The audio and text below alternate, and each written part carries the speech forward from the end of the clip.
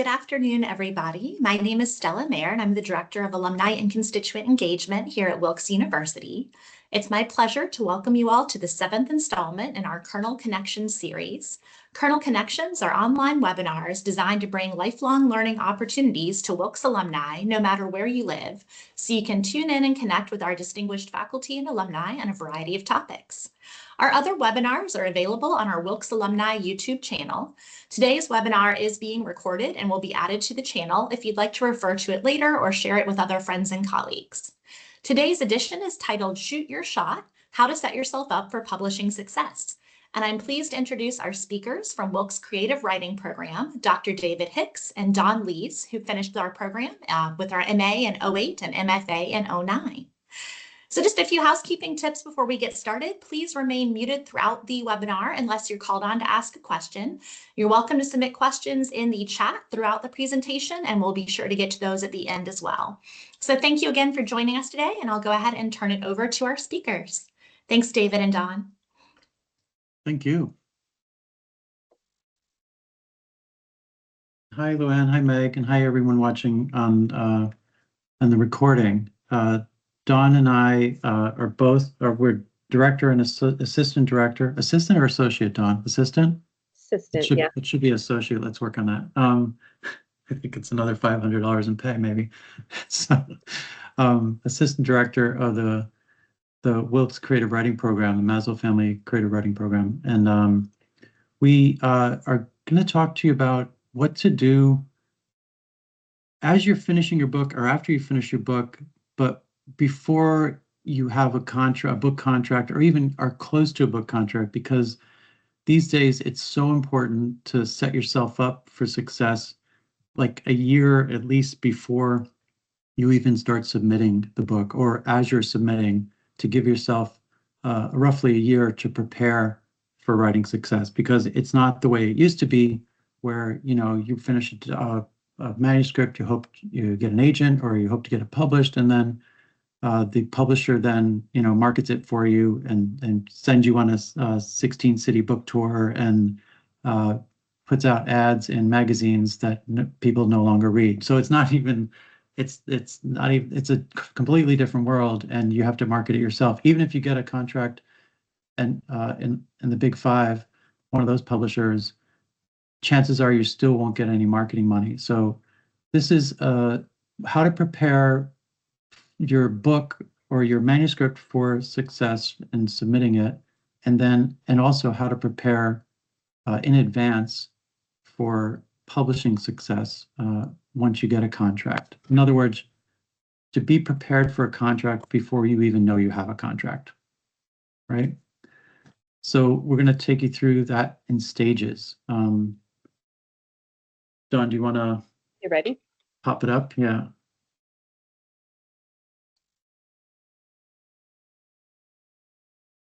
So the first thing to say before, as Dawn's putting this up, the first thing to say is that most of the writers I know, I'm the director of the MFA program. I was the director of the MFA program at Regis University in Denver, and I'm also a freelance editor, and Dawn is as well. Most of the writers we know, that's going to be off the backboard, and that's going to miss. So I don't know if that's the right graphic, Don. That ball is heading towards the clanking on the back of the rim. It's not going to be, it's shoot your shot. You should say miss your shot. That's how bad that graphic is. So sorry about that. I don't think so. I'm trying to have fun. The first thing to say is that you have to make your book, you can't rush it. Most of the writers I've worked with and I myself, and Dawn, I'm sure you have too, am so anxious to get my book published that I send it out too soon. And so I just want to give you one kind of general piece of advice about that, which is that if you revise your book, I revise my stories and books like really literally 50 times before I send it out, before I even think of sending it out. And the tell when you know your book is ready is when you go through it all and you don't make any major changes. Or you change something back to what you did before. Most people make changes to their revision and then send it out. But what that means is you have some rough draft stuff in your manuscript, and an agent or editor is going to see that, and it's going to feel like a rough draft. In other words, you're sending a manuscript out as a final draft, but in fact, it has some first drafts in it because you've just revised it or changed it. That's not the time to send your book out to submit. So the first step, I would think, is to get your book ready before sending it out. Do you agree, Dawn? I agree. Do you want me to go to Okay. that slide? Because I think we have some. No, that's okay. I'll follow the screen. I'll follow the screen. So Okay. we're gonna help you. We're gonna advise you to set up a writer action plan, step by step, before you submit it to an agent or editor. So the first thing is is to be aware of who might read your book. Like, figure out who's going to be your audience, what kind of people interested in what kind of thing or genre are gonna buy your book. The other question would be to ask, what are the themes in your writing? So because that's going to set you up for marketing your book, and it's going to set you up for your query letter to send to a publisher or to an agent. In other words, you're not going to just send them, here's what my book is about. I am, first a debut novelist or whatever I am. So those are the two paragraphs of a query letter, right? The pitch, the paragraph describing the book, the subject matter and the plot, and then I'm trying to be aware of all genre, and then also kind of the themes of your book and besides yourself. So you're going to be identifying those topics because that's what you may end up making money from. In other words, you may have a book out in the future, but you may make money from talking about the themes that are in that book or the topics that are in that book.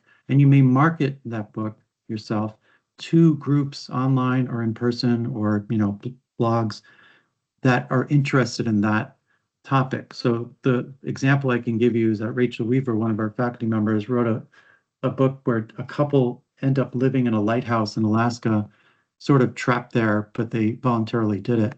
And it sort of tests their relationship. So Rachel, it's really a relationship book, but Rachel marketed it and went on online blogs and group meetings and meetups to people who love lighthouses and people who are interested in Alaska and people who are interested in the outdoors.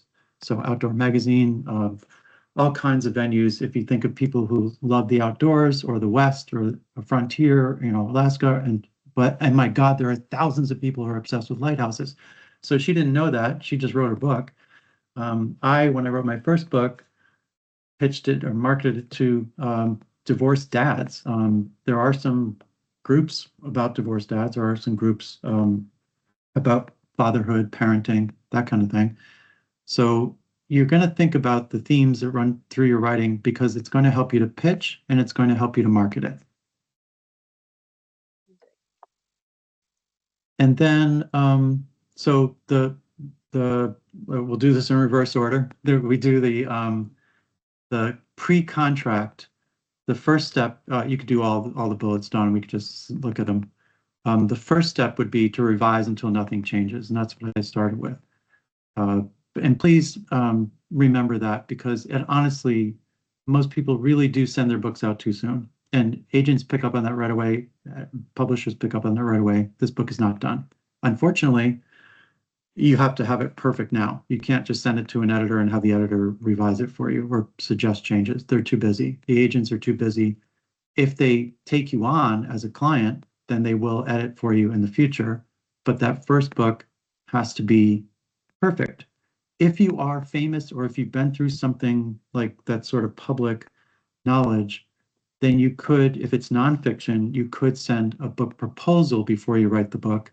But generally speaking, you have to have the book ready to go and revise it until nothing changes. Does that make sense, Dawn? Yes, I Maybe. heartedly agree with that. Okay. Then, and we do that revision with macro edits and micro edits. So you first, I mean, I could do a whole workshop on this, but just let me say generally, and Dawn, I think you would agree, the first thing, if you have a narrative, if you have a novel, if you have a memoir, then the first thing is to say, what is my book about? Like, take a step back and just say, you know, does the main character, including me, if it's a memoir, is the main character one way at the beginning and a different way at the end?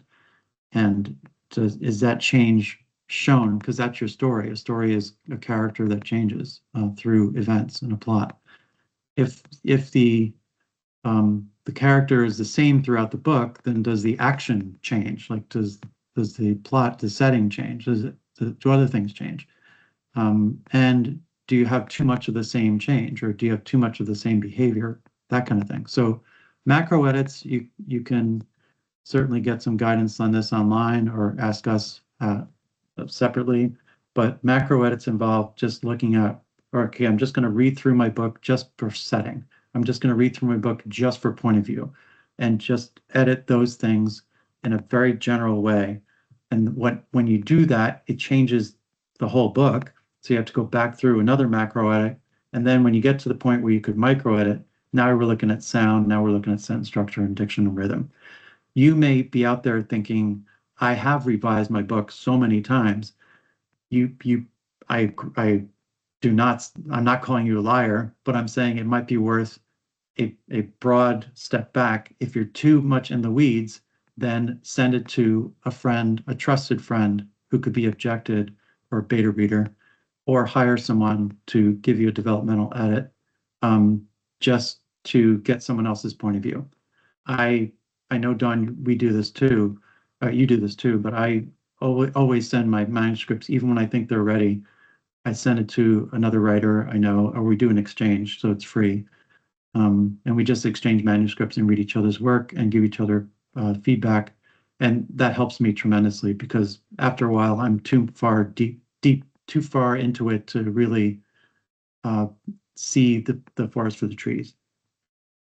I agree with that. I think I've done it both ways. I've shared my manuscript with people, with friends, you know, beta readers that I trust.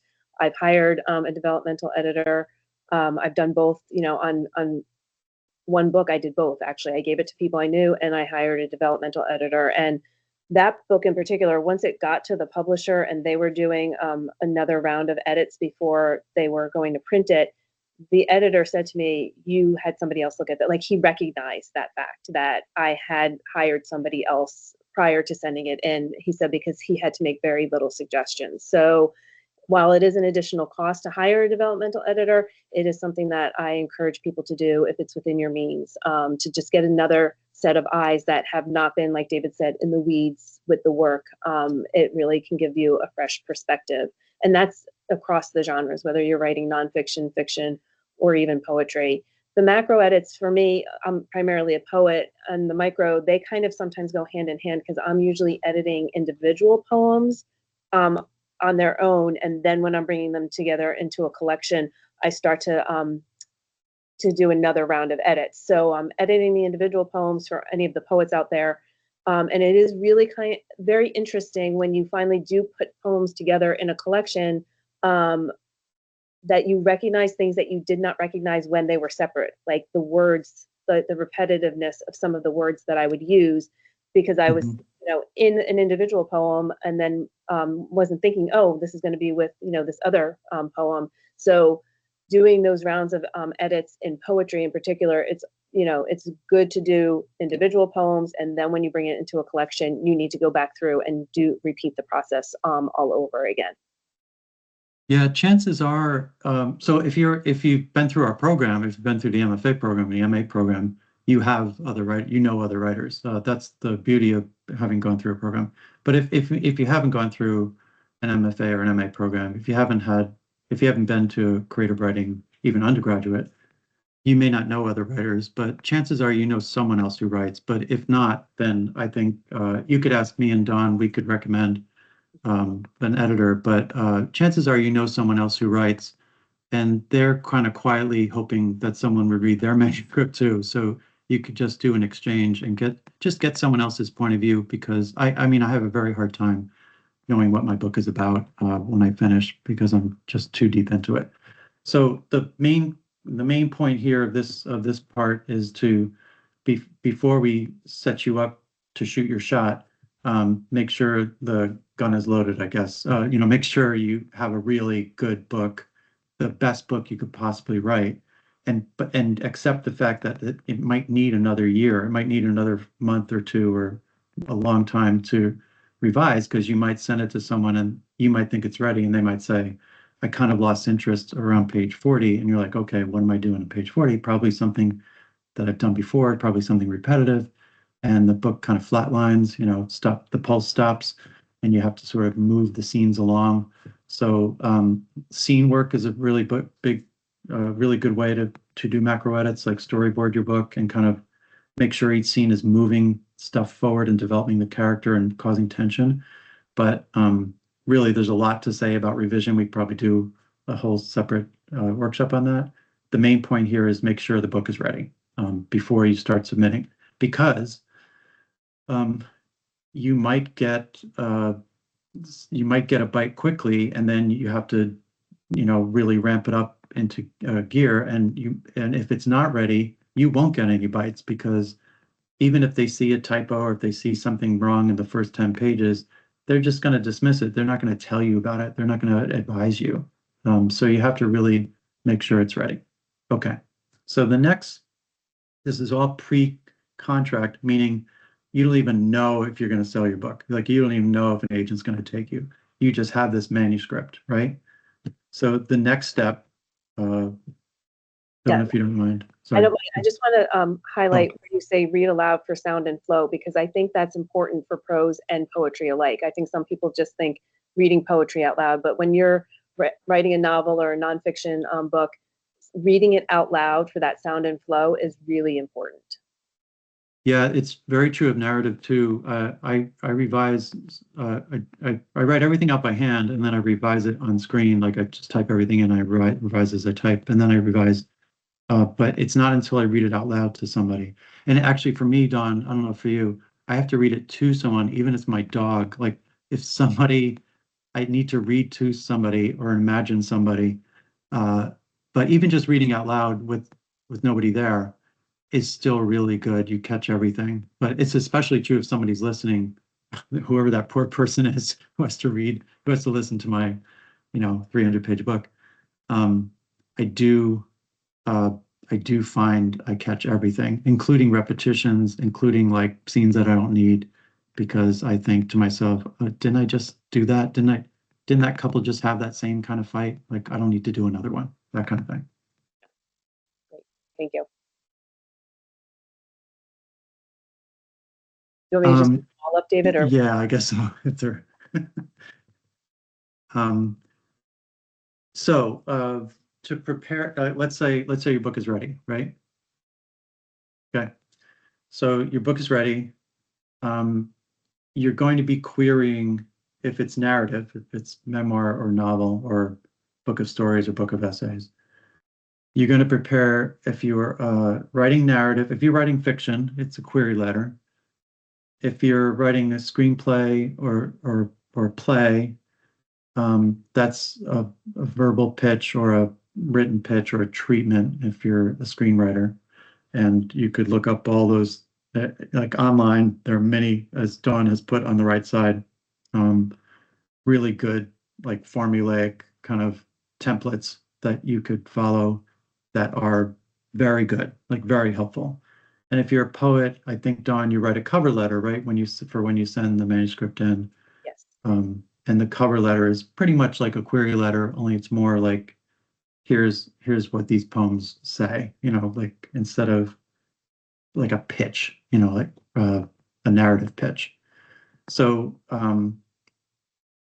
whatever your genre, you need to have that prepared. And by the way, preparing that query letter or that cover letter or that pitch really does help to revise it, because you think you might think you're done with the revision, you prepare your query letter, and you kind of think, well, bare bones, what's this story really about? Because that's a query letter, has to be short, right? So, there are formulas for this. There are formulas for that Dawn's giving you those resources, but there are also formulas for pitching, you know, the log line pitch or the once upon a time, then one day pitch.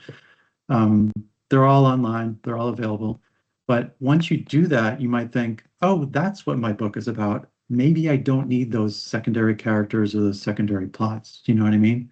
So maybe the book could be not 150,000 words. Maybe it could be more like 80, 85 or 90,000 words so that an agent or editor doesn't freak out about how long your book is, depending on the genre, of course, because fantasy can be quite long, and that's good.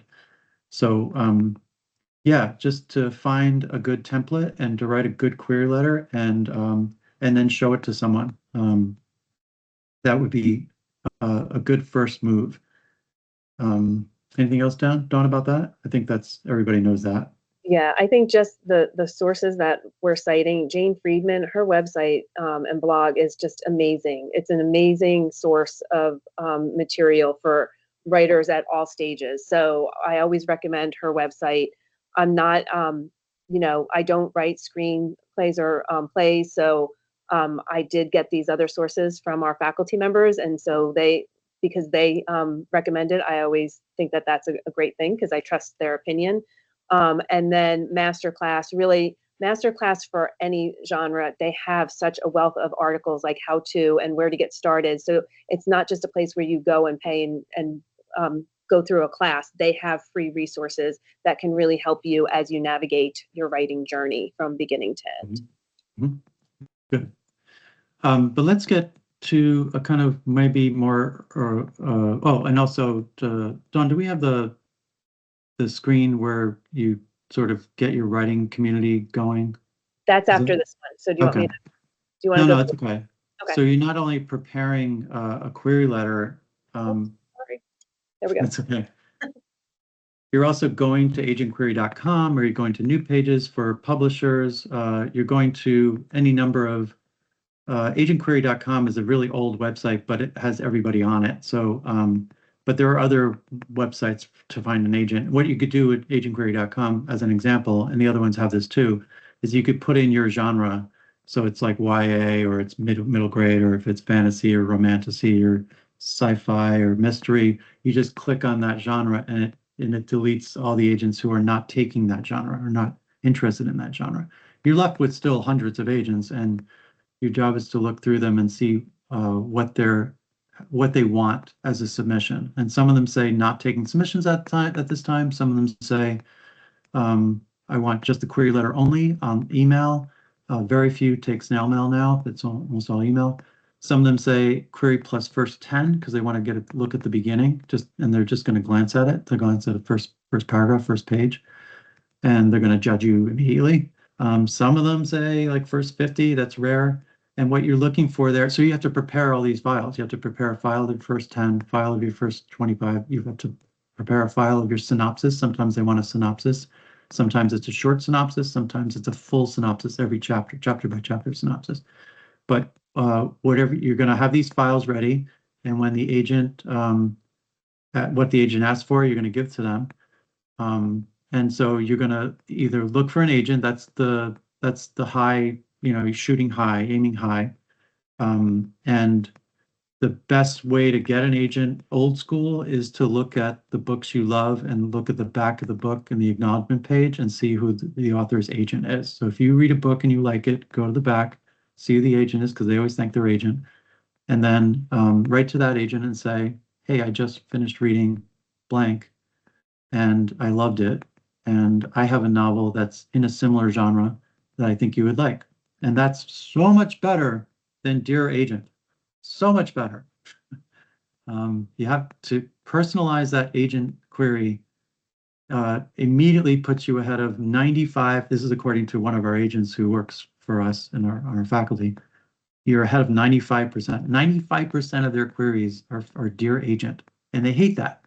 You know, it makes them feel anonymous, as it does all of us, because they're people too. So personalizing it, finding out what agents, tracking them with a spreadsheet, like make a spreadsheet, treat yourself seriously as a writer, do that. If you want to go right to a small press, then newpages.com lists all the publishers in the United States and maybe even internationally, I'm not sure. But You look at the small presses, they have the same thing. What kind of genres do they like? And you try to find one that takes your genre or likes to publish your genre, and you query the publisher directly. You query the fiction editor or the info at whatever the publisher is directly. And my novels and Dawn's have all been published by independent presses. My agent tried to get me into the big five, but I prefer actually small independent publishers because they treat my book with much more love, and I know I'm going to do my own marketing anyway. So, but that's up to you to try to get an agent or to try to get a publisher. But either one, you have to query them to see if they're interested, and then the follow-up to the query is to send them the full manuscript or the first 50 or something like that, whatever they ask for. So that should all be ready now, not wait till wait for a while. That's just something you do now. The other stuff you do now, we can go to the next screen, Don, is to establish a presence in person or in community or online.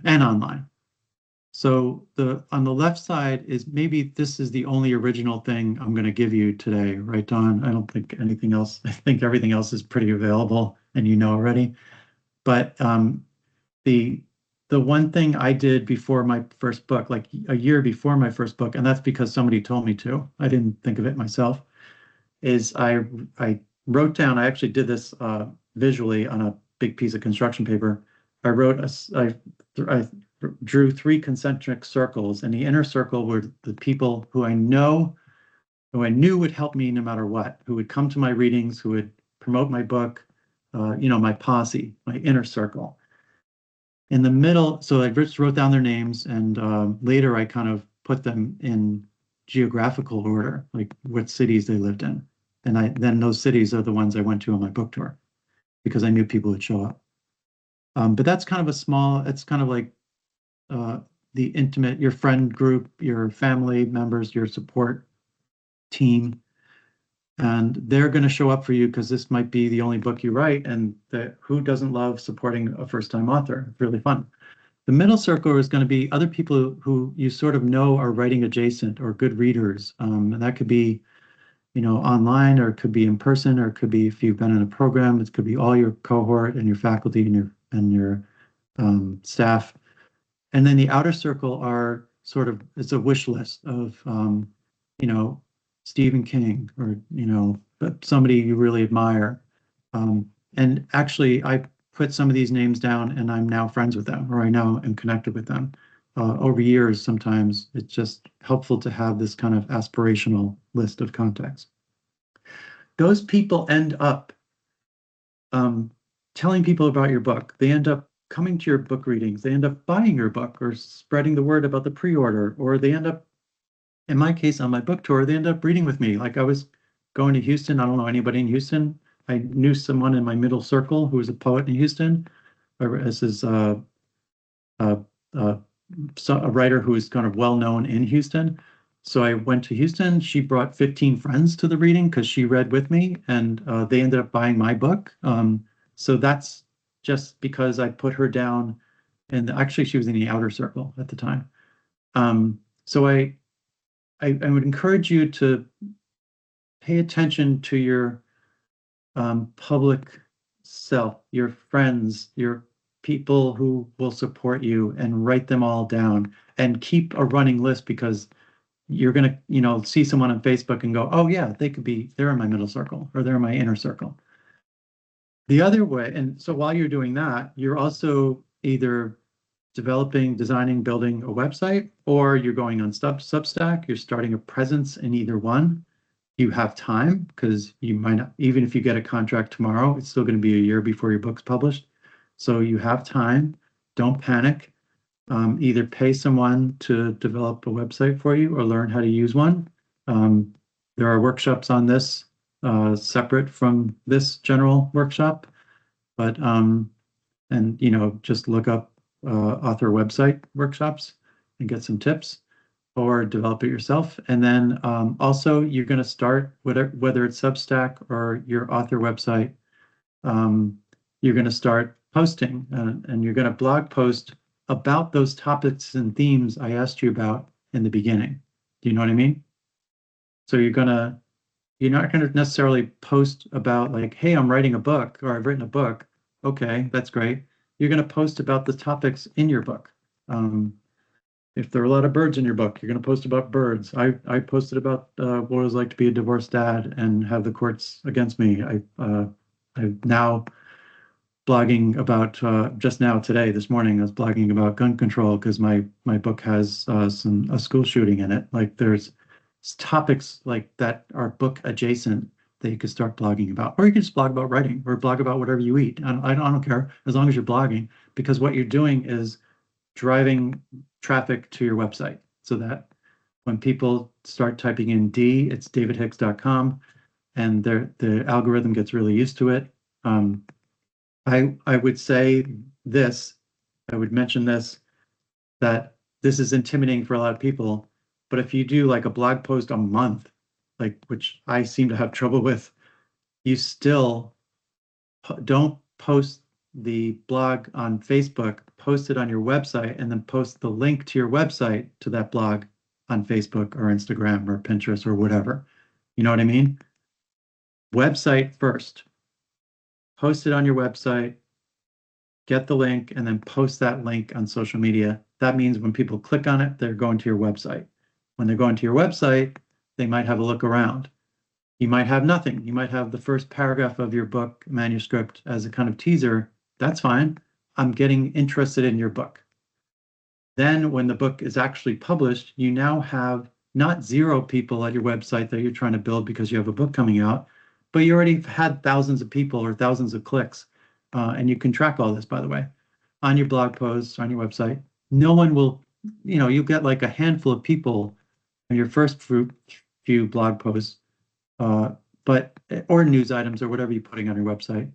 But eventually you get hundreds. I mean, that's just how it works, even in spite of yourself. But if you're posting and you're submitting them, or if you're writing a blog post and you're posting on social media, you will start to build an audience. And then that audience might buy your book when it comes out. So, and the other, some of our writers in our program get really intimidated by this, and they say, I can't be on, Twitter and Blue Sky and Facebook and Goodreads and Pinterest and Instagram and, Threads. There's just too many, to which I would say, just pick one. LinkedIn too. Just pick one and go hard on that one. Just go steady on that one. And that usually is because if you try to do too many things for too many sites, you end up diluting it, right? So that's my advice on that. Dawn, do you have anything to add about that? No, I was going to say that it can get overwhelming and, posting it across all. So pick 1 or 2 if you have time to do 2, and just like David said, stay steady. And the consistency part is important, from what I've learned and from still listening to other people, more so than, the frequency. I think when you see people are like, oh, you have to post 2 or 3 times a day, that makes people do nothing, take no action, right? So instead of doing that, being like, okay, I can post 3 times a week, so I'm going to do that, and I'm going to do 1 blog post a month. So kind of look at what your capacity is and start there. And then as you get closer and you have more room or time to ramp it up, then go ahead and do that. But I think that stops people from doing anything, myself included. I'm speaking from personal experience of doing anything, because it's just like it can get overwhelming. So pick one, consistent, steady, and absorb and learn like how to use these as tools for your author life, but don't get bogged down in that research. Learn as much as you need to be able to execute it, and then don't listen to all the noise, because the noise changes frequently. So, and that can get frustrating too. Like you just get something down and you think you know what you're doing, and then the algorithm changes. So consistency is, and what your capacity and work within that capacity. Yeah, and the other thing I would say, Dawn, is that we gravitate towards people. Like writing is still a very human, connection-based field. Writers are generally really nice people. Editors and agents are generally really good people. And there's not like fierce competition, for example. And it's okay to post your own pictures, you know, your own of yourself or having fun or whatever, because we're drawn to buy. Like I've never bought a book online from someone who's selling it for 99 cents or whatever, that I don't know, but I have purchased books from people I come to know online and like. And I don't really know if they're a good writer, but I bought their books because I like them. I've become friends with them even through online exchanges. So the real advice here is to be yourself. And if you can't stand the thought of a website, then make a Substack or have, you know, post on LinkedIn or something like that. But if you don't mind a website, put your face on there, put something personal, tell your story, and we'll be drawn to it more so than if you just have stuff about writing. So you can do your own interests, you could post about yourself. The general advice here is keep in mind, you have a book, you don't have it published yet. This is the time to get to work, not to sort of hope, you know, and dream of getting published and sending out query letters. That's all good. But as you're sending out query letters or whatever you're doing, you're building an audience, you're building connections just a little at a time, so that by the time you do get a contract and a year or two goes by and your book gets published, remember there's a lag time between a contract and publication. Then you'll be ready because you'll have connections, you'll have people already coming to your website. And if you think I have nothing to post about, that's wrong. You could post a little bit about your book and the topic of your book and the themes of your book, but you also just post about anything you want, anything personal, because people are just interested in connecting with other people. They're not so much, you know, interested in the fact that you haven't won a Pulitzer Prize yet. So if you have a book manuscript finished, post about finishing the book manuscript. That was a lot of work. And then post about your book and post about your dog and put a little first paragraph of your book so I can get to know what it's about and that kind of thing until you get published, until you get a contract. So now you've got a contract. Now a query letter or cover letter has worked. They have asked for the full manuscript. They've sent you a contract. Oh boy. I'm sorry. I know I got a little carried Okay. away. No, you're allowed. That's okay. Yeah, there we go. Sorry. So now, so now you need to start to promote it before it's published, because once it's published, you know, you really just have a few months for it to be a hot book. That's, you know, it's still a book for years to come, but once it's published, you have only a certain time, so you've got to sort of set it up for success. So you could either hire a publicist, that might be up to $10,000. It's a lot of money, at least 5. They get you radio interviews, they get you newspaper, things like that. They have no idea whether it will help sales. Nobody knows. So save yourself some money by getting a Kickstarter instead, or doing something to raise funds for your book launch. And if you do a tour, a physical tour, you're going to need money for travel. So what you're going to do is when you get a contract, you're going to get a pub date. When you get a pub date, so a publication date, if I know it's September of 2026, I'm going to start right now in a hurry to try to set that up and I am going to set up some readings in September and October and November of next year. I'm going to call bookstores and say, I have a book coming out by this press. Can I give a reading? Or I'm going to tell my friends and I say, please recommend a pub where we can read. I like reading in unconventional venues. I like reading at pubs and cafes because more people tend to come and there's a more festive mood. And the pubs are very happy to host because everybody comes is going to buy beer. But in any case, you're going to just either spend a little money on a publicist, or you're going to try to generate some money from a Kickstarter or GoFundMe page, which people are happy to contribute to, just so you have a little road money. I would also recommend, if you do like cities or 10 cities or something like that, I would also recommend you set that up at least 6 months before the publication date. And I also set up in that city something else. I would do a reading and maybe try to teach a workshop on the topic that my book is about, because then I'll make money from that workshop and I'll, use that money to spend to pay for the travel and hotel or Airbnb.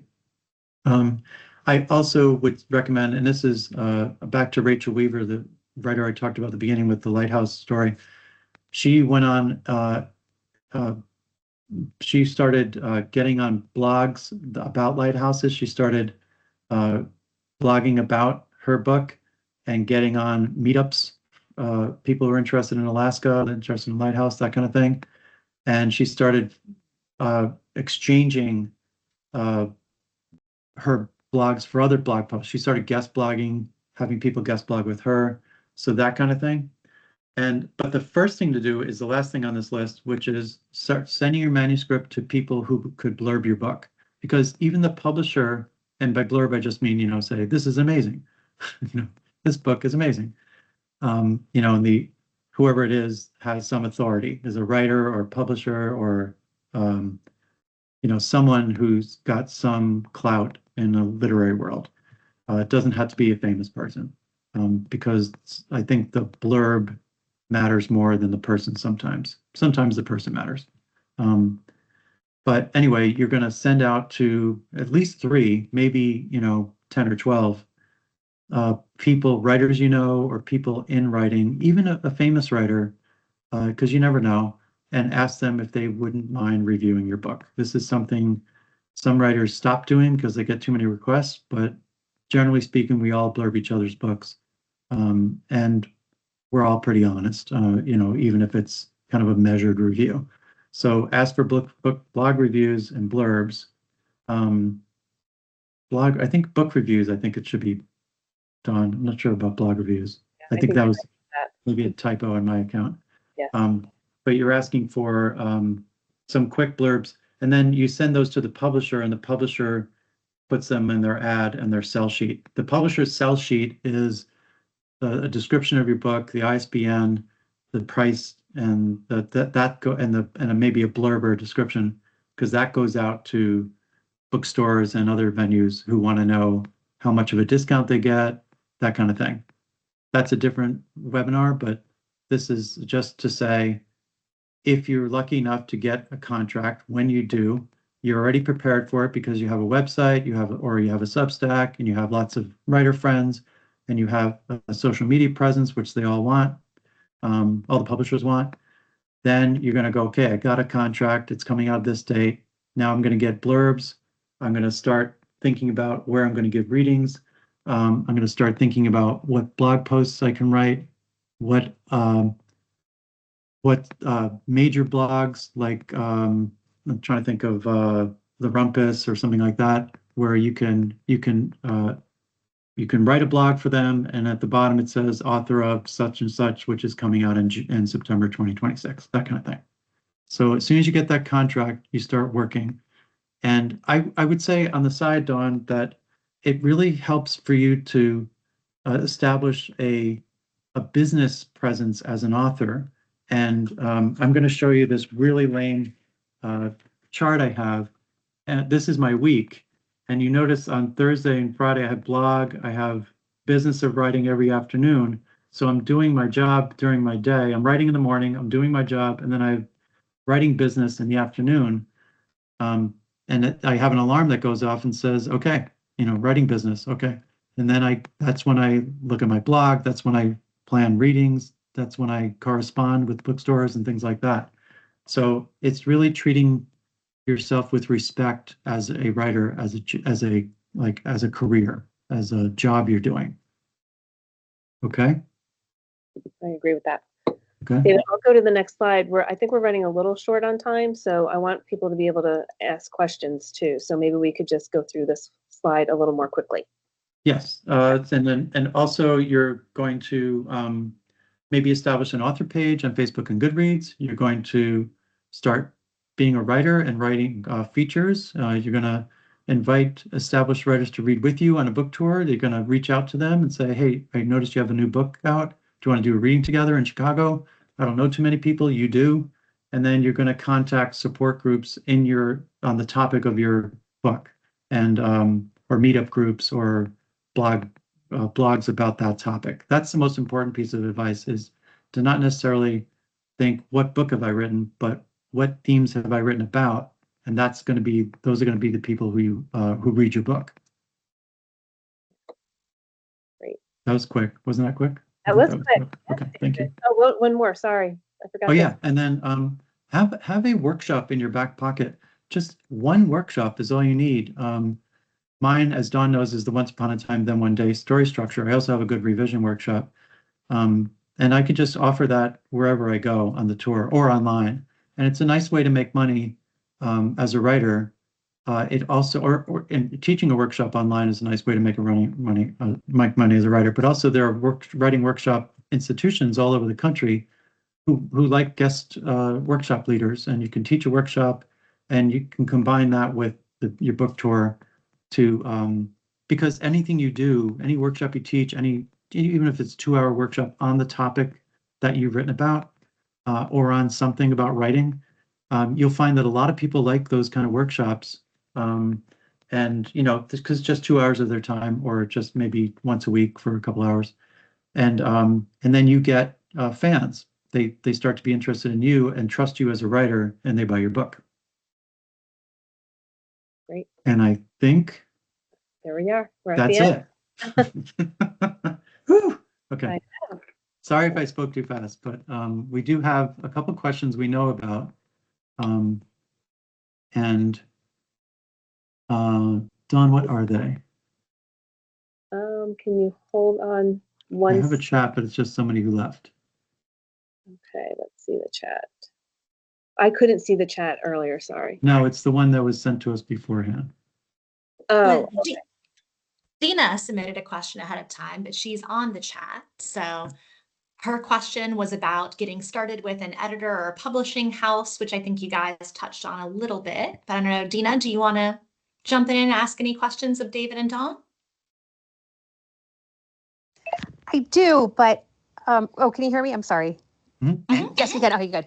I have so many questions, but I know I hopped on the call late, and I don't want to be redundant, so I don't know if I should like review the video first and then maybe reach out with questions later. Sure. Yeah, you could write me at david.hicks@wilkes.edu. Okay. You can ask him anything. I'll just give you a call. Thank you so much. Yeah. right. And the other one was specific to a fantasy book, David. So I'm just pulling that up now. And I can read it out loud, hopefully, once I find it. Sorry, I should have had this pulled up already.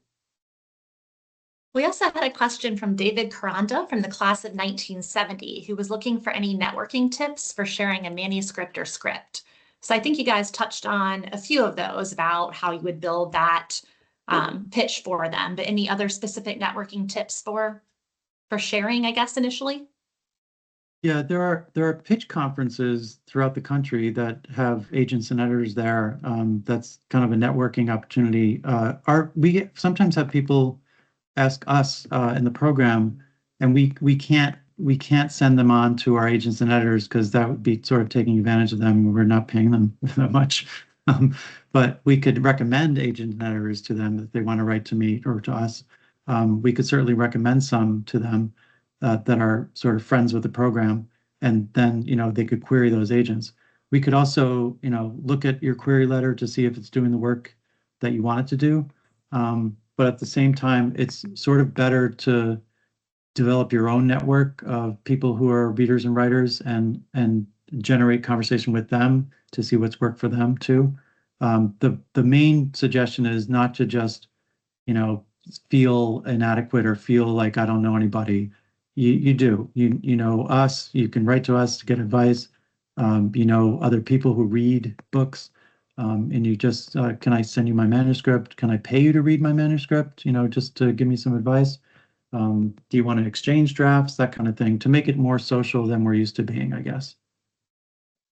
I'd just like to add to that you have to do all of that, but also when we're writers, we're mostly in our own little spaces, but to get out into your community and go to readings, go to book signings. Yes. And again, it's not because like, oh, I'm looking for something down the road, but it is to really just make those genuine connections with other writers. And then, you know, when you are ready for something, somebody might say, hey, I know somebody who, you know, reads for this screenwriting or whatever. Yeah. You never know where you're going to meet people, and surrounding yourself and really building your writing community as you're writing without necessarily just talking about, oh, my end goal is, you know, to sell this book somewhere.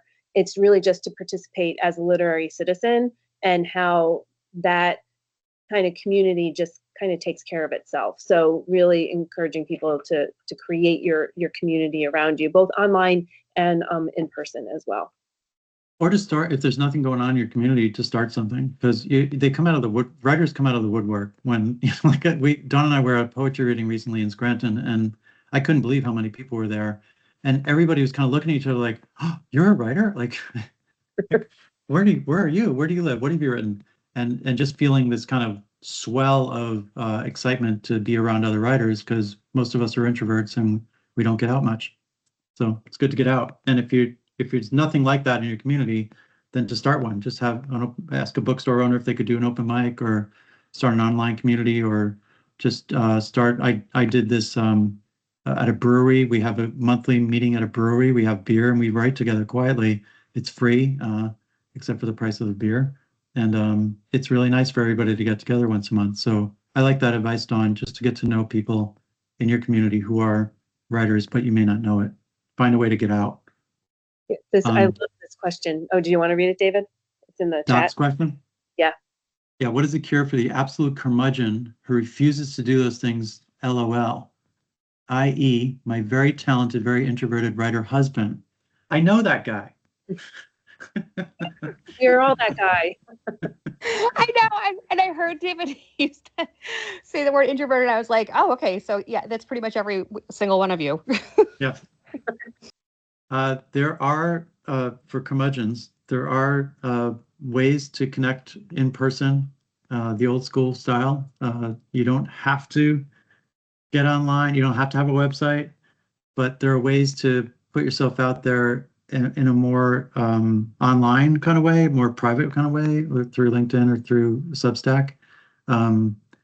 But unfortunately, we're in an era where publishers really expect some presence, at least in one social media venue. Would you say, Dawn? Yeah. Or self-publish, and then, no, really, because then you don't have to worry about all this stuff. Right. And then if you self-publish, because I'm just thinking about him, and he often jokes like, if I'm not doing book signings, you'll have to go to them for me and do them for me. I'm like, no, Patrick, like you have to do those things. Yeah. I think you can you can play games, right? Like I have a writer friend. We actually met in the program. We met as cohort members, and we are friends to this day, you know, almost 20 years later, I guess 18 years now. And we would go to functions, we would go to literary parties and just be like the wallflowers, right? Because we were shy. We didn't want to talk to people. So we were like Velcro. So then we would like play these games. We'd be like, okay, we each have to go and introduce ourselves to 3 other people and just have a very short conversation with them.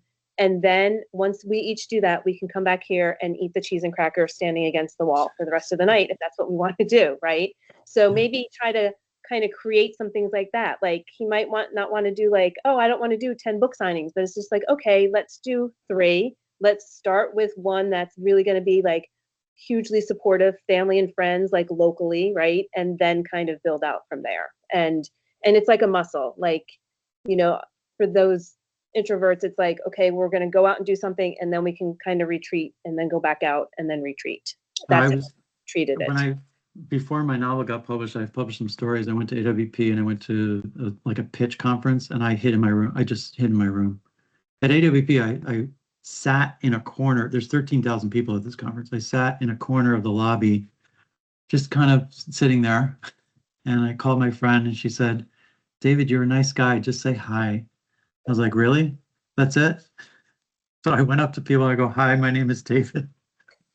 The same thing. A little like my name tag. Like, yeah, it's right here. It's David. Oh, hi, David. What do you do? I'm like, oh, God. Okay, I have to keep this going. So, and it ended up being really nice because writers are generally nice. Yes, I agree. Yeah.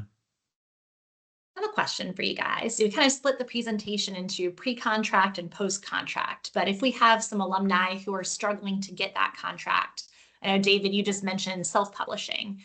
When or where, how would you advise, I guess, on whether you should self-publish or if you should go back to the revising process that you talked about if you're not getting bites right away? Well, my advice for self-publishing is that if you followed, if you really, your book is really ready, if it's really ready and it's been seen and it's been edited, you know, that kind of thing, and you've spent about a year at least trying to get an agent or a small press to publish it, at least a year or two, then there's nothing wrong with self-publishing. And there's nothing wrong with self-publishing from the beginning if your goal is to just have a book that you know, your kids, like my audience is my kids. Like if my kids like my book, then I'm good. Like if my kids have my book, and if that's your goal is and you appreciate the process of writing, which is really the most fun and the most work, then self-publish through Amazon, probably. You don't have to get a vanity press who charges you for everything. They're doing a very nice job at Amazon now. There's nothing wrong with that. You still have to market it yourself as if it were published by a small press. You still have to do all the things we said if you want. And you still have a beautiful book, you know, that you're very proud of. So there's nothing wrong with it at all. Especially now, like 15 years ago, there was a difference, but now there's very little difference. I would agree with that. When I work with people who are trying to decide what route to take, I always say, what is your goal? What is your goal for the book? Because we, you know, and really to have them like reflect and be like, why do I want to be published? Instead of like, oh, it has to be with like one of the top 5, or it has to be with like a really well-known small press. But I also do highly recommend that if you go the self-publishing route, that you definitely get somebody to read it. Don't you be the last person to edit and proofread it, because you absolutely have to get that done by somebody else, to have eyes on with somebody else. So I apologize. I leave you in Dawn's good hands. I have a 1 o'clock meeting I have to run to. Sorry. Okay. So yeah, so self-publishing is, you know, like David said, it's different these days. And I think it's an avenue that people can certainly take if that's what they want to do, but just make sure that you have somebody else get eyes on the manuscript, because even then there will be typos that get through, right? Like it's you really just need to make sure it's as clean as possible, and having somebody else look at it first before you send it out. And like David said, finding a reputable place to self-publish, not a vanity press where you're paying out a lot of money, is a good option too. We're up against the hour. Any other questions from our audience today? Well, thank you guys again so much for joining us. Thank you again, Dawn, and to David for an informative and wonderful program for us. As we mentioned earlier, we will have the recording posted shortly in the next few days, and we'll share that out with anybody. Dawn, any last thoughts as we wrap up?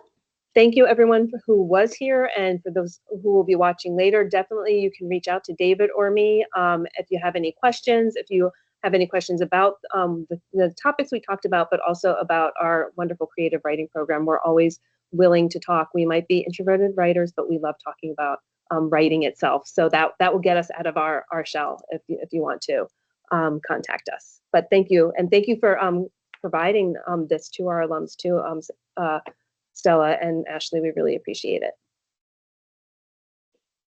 Absolutely. Have a great day, everyone. Thank you So much. Bye, everyone.